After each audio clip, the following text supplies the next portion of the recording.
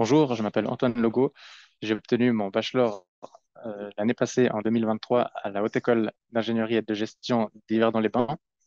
Euh, j'ai réalisé mon travail de bachelor euh, dans le cadre du cours de construction métallique et mon travail porte sur l'étude et le dimensionnement de la structure porteuse en acier pour une nouvelle unité de production de l'entreprise DTEC SA au Normand.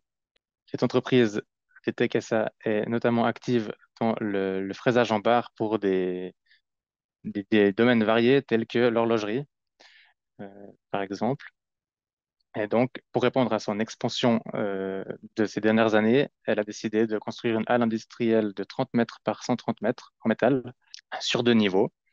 Et le rez-de-chaussée euh, ne comporte que une seule travée de, une seule travée de poutre intermédiaire au centre, donc c'est-à-dire que le plancher du rez-de-chaussée, enfin, le plancher sur rez-de-chaussée porte sur 15 mètres, 2 fois 15 mètres, et l'étage, lui, ne porte sur, enfin, porte sur 30 mètres parce qu'il n'y a aucun porteur à l'étage.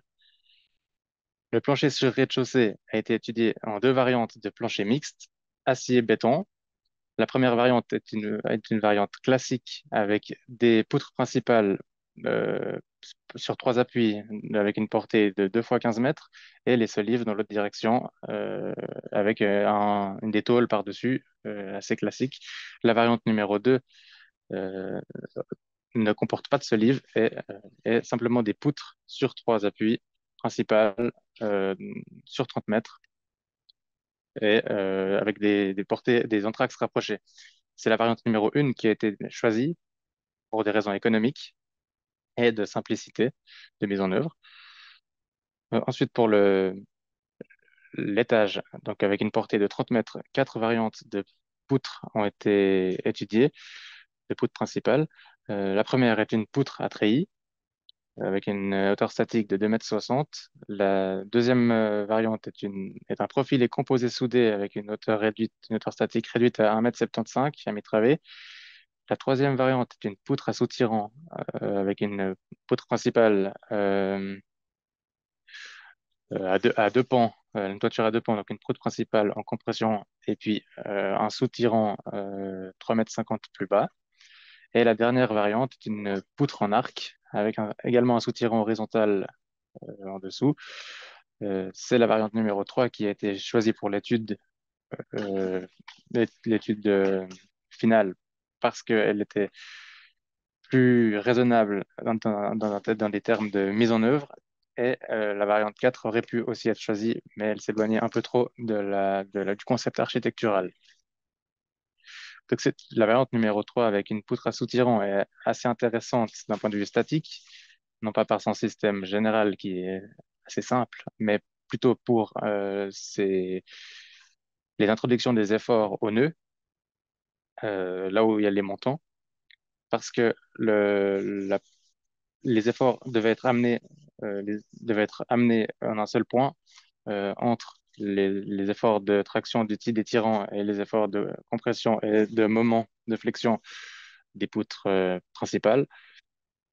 Et ces efforts devaient être acheminés dans les montants. Donc, c'était assez intéressant comme travail et assez itératif.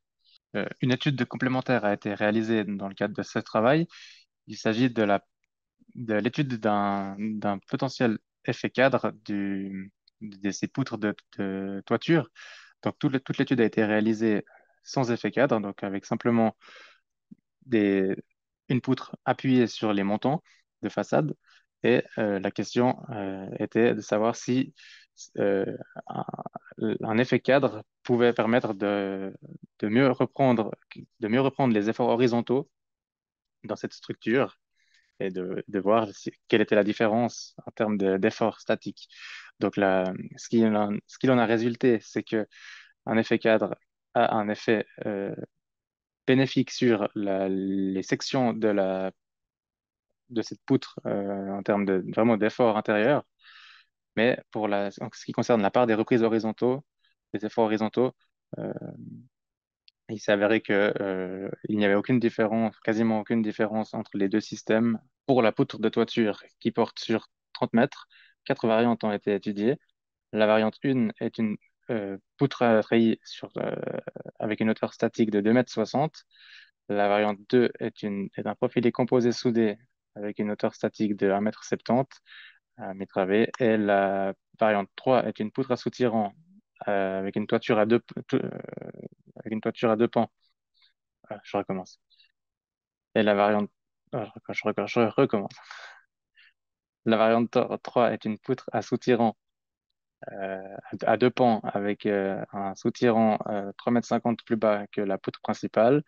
Et la variante 4 est une poutre en arc, également avec un soutirant horizontal. Donc, deux variantes assez similaires. C'est d'ailleurs les deux variantes qui sont les plus intéressantes d'un point de vue simplicité de mise en œuvre. Et c'est la variante 3, donc la poutre à soutirant qui a été conservée pour des raisons de concept architectural. Variante 3 est intéressante d'un point de vue statique, non pas par sa statique générale qui est assez simple, avec simplement une poutre toit comprimée et fléchie et un soutirant en traction plus bas. Mais c'est surtout, ce qui est intéressant, c'était surtout l'assemblage au nœud externe, donc au nœud sur le montant, pour pouvoir acheminer tous ces efforts dans le montant et au plus simplement et pour économiser de la matière et puis faire quelque chose de plus propre possible. Donc, c'est un travail assez itératif parce qu'en fonction de la géométrie, ça change les efforts et c'est assez intéressant d'étudier ce point-là. Deux variantes de plancher sur rez-de-chaussée ont été étudiées. Il s'agit de deux variantes de plancher mixte, béton-métal.